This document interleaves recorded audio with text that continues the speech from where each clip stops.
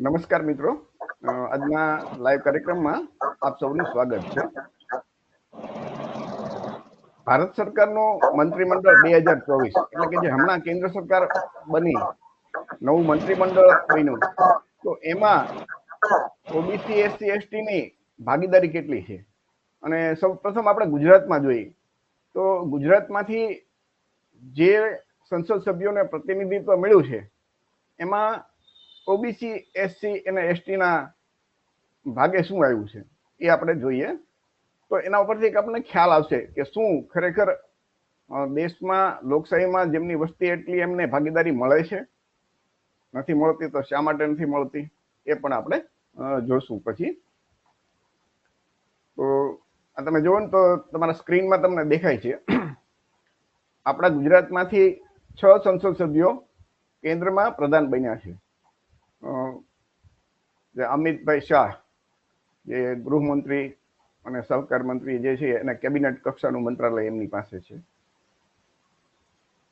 Doctor Subramanyam Jaishankar એ વિદેશ મંત્રી છે. જગત પ્રકાશ નડ્ડા એ આરોગ્ય પરિવાર કલ્યાણ મંત્રી અને રસાયણ ખાતર મંત્રી છે, એ કેબિનેટ મંત્રી છે. ડોક્ટર મનસુખભાઈ માંડવિયા શ્રમ અને રોજગાર મંત્રી, યુવા બાબતો અને રમતગમત મંત્રી, એ પણ કેબિનેટ મંત્રી છે. સી.આર. પાટીલ એ જળશક્તિ મંત્રી, એ પણ કેબિનેટ મંત્રી છે. અને છઠ્ઠા છે શ્રીમતી નીમુબેન જયંતિભાઈ બાંભણિયા, એ ગ્રાહક બાબતો, ખાદ્ય અને જાહેર વિતરણ મંત્રાલયના રાજ્ય કક્ષાના મંત્રી છે. અને રાજ્ય કક્ષાના મંત્રીમાં એમની પાસે સ્વતંત્ર હવાલો નથી, એટલે કે એની ઉપર એક કેબિનેટ કક્ષાના મંત્રી હોય એની અંડરમાં એમને કામ કરવાનું હોય છે. તો આ આપણે જોઈ લીધું. તો હવે તમે વિચાર કરજો કે 6 મંત્રી છે એમાંથી 5 મંત્રી એ સવર્ણ છે અને એક મંત્રી જે રાજ્ય કક્ષાના છે, જેની પાસે કેબિનેટની બેઠકમાં ભાગ લેવાની કોઈ પાવર નથી હોતો, નીતિ વિશે કોઈ નિર્ણય એ લઈ ન શકે, એવી જગ્યાએ ઓબીસી સમાજના, આમ તો એ કોળી સમાજમાં આવે છે એટલે ઓબીસીમાં આવતા, તો એ ઓબીસી સમાજને એક ફક્ત રાજ્ય કક્ષાનું પ્રતિનિધિત્વ મળ્યું. ગુજરાતમાં ઓબીસીની વસ્તી આશરે 60 થી 65% હોવાનો અંદાજ છે. 1931માં જો 52-52% હોય અને હમણાં જે બિહારમાં જાતિ આધારિત જનગણના થઈ તો એમાં ઓબીસીની 65% વસ્તી આવી. તો ગુજરાતમાં સ્વાભાવિક છે કે ઓબીસીની વસ્તી 65% હોય. તો 65% વસ્તી, એમના મંત્રી કેટલા? તો કે એક રાજ્ય કક્ષાના, અને એમની પાસે કોઈ સ્વતંત્ર હવાલો નથી. ફક્ત નામના મંત્રી કહી શકીએ તો હાલે. એવી રીતે ત્યાર પછી સૌથી મોટી વસ્તી છે આદિવાસી સમાજની, એસટી, શેડ્યુલ ટ્રાઇબ, એની 14.5% જેવી વસ્તી છે.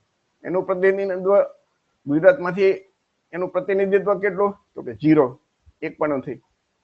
શેડ્યુલ કાસ્ટ, જે આપણે દલિત સમાજ પણ કહી શકીએ, તો એની વસ્તી 6.5% છે, એનું પ્રતિનિધિત્વ 0.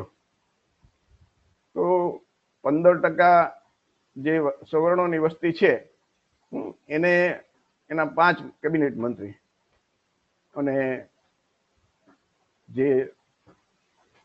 જેની વસ્તી 85% જો છે એની તમે જુઓ ને તો એની પાસે કાંઈ કોઈ પાવર વગરના મંત્રાલય. તો આ તો એવું થાય ને કે એક ગુજરાતના એક મંત્રી, ખ્યાલ હોય તો વચ્ચે બોલ્યા હતા, જે ચૂંટણી ચાલતી હતી ને ત્યારે, કે કોળિયા કૂટાય અને ધોળિયા ચૂંટાય. એટલે મીન્સ કે ગુજરાતમાં સૌથી મોટી વસ્તી કોળી સમાજની છે, ઓબીસીમાં આવતો. તો એ લોકો કૂટાય અને બધું ધોળિયા ચૂંટાય, એ એમને એ વખતે બોલ્યા હતા. મતલબ કે ફક્ત આ લોકોના મતનો ઉપયોગ જ થતું હશે એ વિશે આપણી સાથે આજે બધા વક્તાઓ જોડાણા છે, તો એ વક્તાના આપણે અભિપ્રાય લેશું.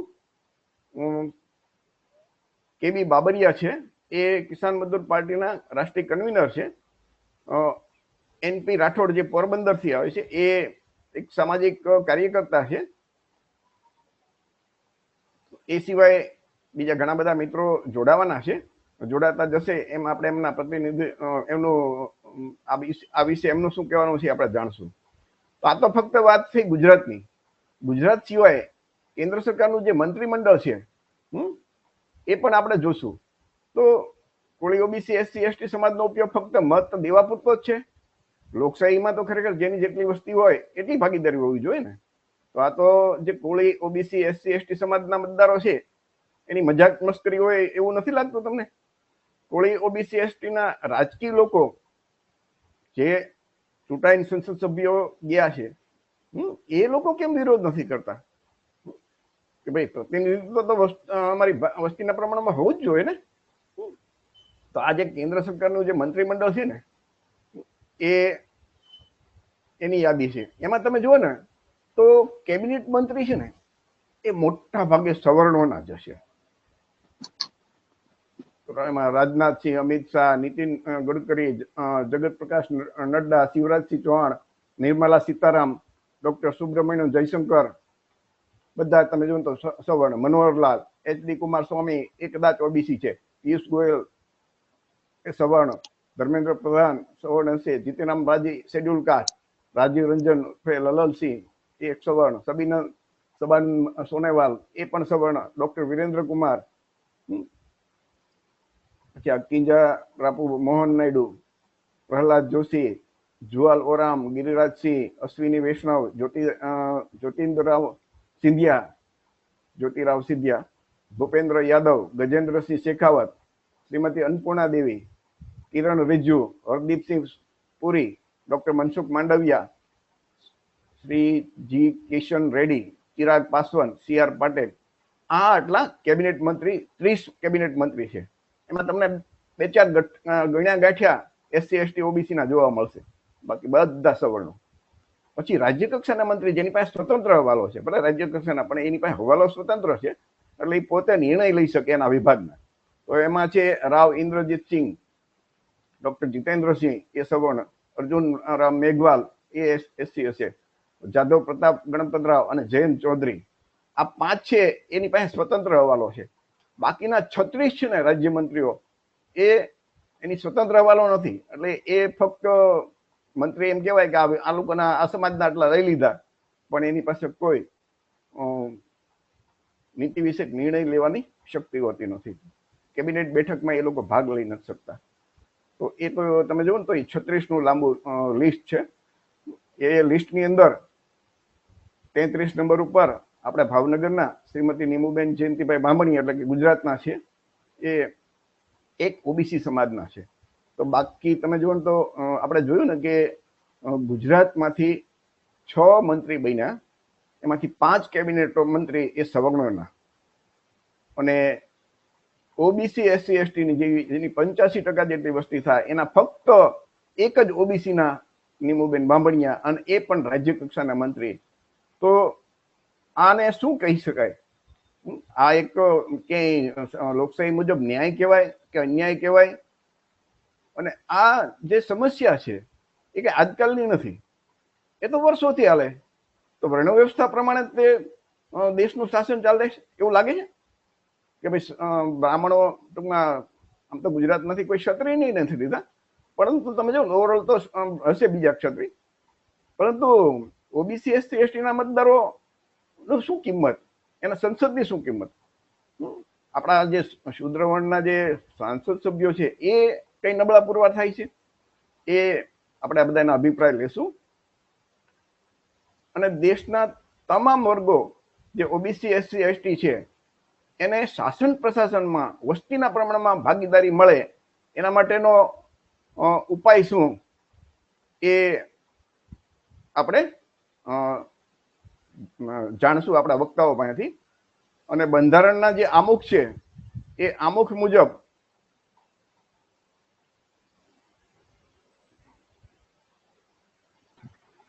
જે સામાજિક અને આર્થિક ન્યાય માટેનું જે બંધારણ આમુખમાં લખ્યું છે એના માટે કેમ કોઈ હજી સુધી પ્રયત્ન કર્યા નથી એ પણ આપણે જાણશું. તો મિત્રો, આપણી સાથે વક્તાઓ જે છે એમને આ વિષય ઉપર પોતાની વાત કરવા માટે આપણે વિનંતી કરશું. ખાસ કરીને જે મિત્રો જોડાણા છે એમને વિનંતી કે આ છે ને વિડીયો સમાજના દરેક ઓબીસી એસટી સમાજના મિત્રોને દેખાડજો અને એમને તર્ક કરવા કહેજો કે ભાઈ ખરેખર સરકાર તો બની ગઈ છે, પણ એનું સુકાન કોની પાસે છે? તો એ વિશે આપણી સાથે કિસાન મજદૂર પાર્ટીના રાષ્ટ્રીય કન્વીનર KB બાબરિયા જોડાણા છે. તો એમને વિનંતી કરીએ કે બાબરિયા સાહેબ, આ વિષય ઉપર આપણે શું કહેવાનું છે? જય ભારત, જય સંવિધાન, જય ભીમ. તમામ શ્રોતાઓને મારા નમસ્કાર. ચિમનભાઈ, ભારતીય જનતા પાર્ટી જે છે એ એક જાતિવાદી પાર્ટી છે. એ ખાસ જાતિના લોકો દ્વારા બનાવેલી પાર્ટી છે. ચોખવટ નહીં કરીએ તો શ્રોતાઓને પણ ખ્યાલ નહીં આવે. વાણિયા બ્રાહ્મણો દ્વારા બનાવેલી પાર્ટી છે અને જાતિવાદી પાર્ટી છે. એમનું મકસદ જે છે એ દેશમાં તમામ જગ્યાએ વાણિયા બ્રાહ્મણોનું વર્ચસ્વ સ્થાપિત થાય, એ એમનો મુખ્ય ગોલ છે અને તેઓ એ મુજબ જ કામ કરી રહ્યા છે. તમે જે લિસ્ટ બતાવ્યું કેન્દ્રીય કેબિનેટ મંત્રીઓનું અને રાજ્ય કક્ષાના મંત્રીઓનું, કેબિનેટ મંત્રીઓમાં તો ઓબીસી SC ST ના લોકોને નામ પૂરતા લીધેલા છે અને સંખ્યા વધારે દેખાડવા માટે એમણે રાજ્ય કક્ષાના ઓબીસી SC ST ના મંત્રીઓ લીધેલા છે, જેથી એવું કહી શકાય કે ઓબીસી SC ST ને પણ ભારતીય જનતા પાર્ટી પ્રતિનિધિત્વ આપે છે. પરંતુ રાજ્ય કક્ષાના મંત્રીઓની પાસે કોઈ પાવર હોતો નથી. They are powerless.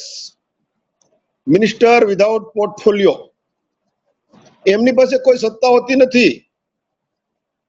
કેબિનેટના તમામ નિર્ણયો કેબિનેટની મિટિંગમાં લેવામાં આવે છે અને એમાં એમને કોઈ બોલવાનો કે વાત રાખવાનો કોઈ અધિકાર હોતો નથી. તો જાતિવાદી પાર્ટી છે અને 75 વર્ષથી આ લોકો રાજ કરી રહ્યા છે, અલગ અલગ નામની પાર્ટીઓ બનાવીને. અત્યારે આપણે કોંગ્રેસમાં પરિવર્તન જોઈ શકીએ છીએ. એનું કારણ પણ આપણી જે આ બહુજન મુવમેન્ટ જે ચાલી રહી છે દેશ લેવલે, એના હિસાબે કોંગ્રેસે પણ મજબૂર થવું પડ્યું છે, એમ કહીએ તો પણ ખોટું નથી. ચલો, મજબૂર તો મજબૂર, પરંતુ તેઓ હવે આપણી વાતને જે છે સ્વીકારવા લાગી ગયા છે.